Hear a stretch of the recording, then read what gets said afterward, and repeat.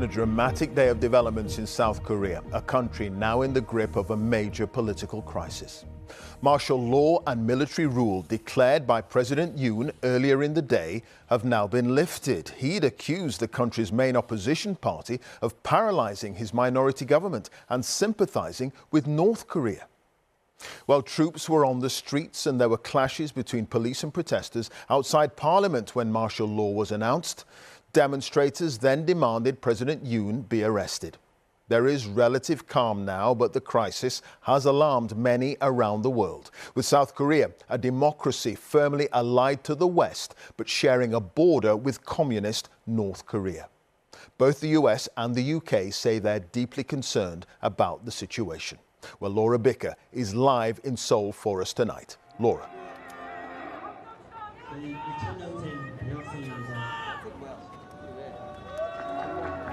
Well, as you can hear, the protesters are still in full voice. It's a new day here in Seoul and they have several pleas to the parliament. They are calling for the president to be removed. Remember, this is a population that has already lived through military dictatorships. They did not expect to see it, however, briefly back here in 2024. Now, there are two key questions, Clive. Firstly, what was the president thinking? And secondly, what happens next? Soldiers and police blocked the entrance to South Korea's parliament following the orders of a desperate president. Locked in a bitter fight with his political rivals and deeply unpopular, Yoon Suk-yeol took drastic action. 친애하는 국민 여러분. Through this martial law, I will rebuild and protect the Free Republic of Korea, which is falling into the depths of national ruin. Within hours, thousands of protesters made it clear they would not comply with what they viewed as an attempted coup. Withdraw the martial law. Arrest Yoon, they chanted. I believe I should step forward and take action. Things like this should never happen. After watching the news, I felt anxious, and I also thought that this is such a national shame. Clashes broke out as police tried to hold them back, while helicopters thumped overhead. Meanwhile, members of the country's National Assembly battled their own military to take back their elected seats, getting there in whatever way they could.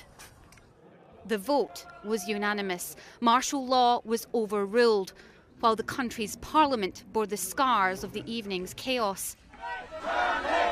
Many protesters stayed in place and had to wait hours to hear that finally President Yoon accepted his brief attempt at military rule was over. The declaration of martial law lacks the necessary procedural requirements and was void from the outset.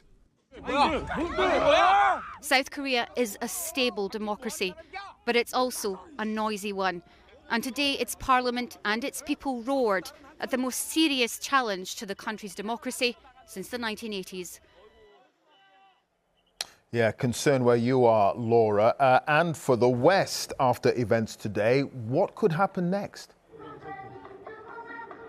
Well, I think one of the first things we're hearing is there will be a move towards impeachment, which is what many of these crowds around us want. I'm just watching police, Clive, wander towards us. They're going to surround the Parliament, the National Assembly building, by the looks of it. And we are hearing that an impeachment vote could come as soon as today, but we'll have to wait and see. There are also further protest plans to push politicians towards that goal or to push President Yoon to step down. But I think it goes back to the key question that I asked right at the beginning. What on earth was he thinking? This is a deeply unpopular politician who is struggling to get anything done in his own parliament, can't even get his own budget passed. So you can see why he might push for some drastic action. But military rule, martial law, is something that this country never wanted to see again. And now President Yoon will probably pay the price, and his political career is on the brink.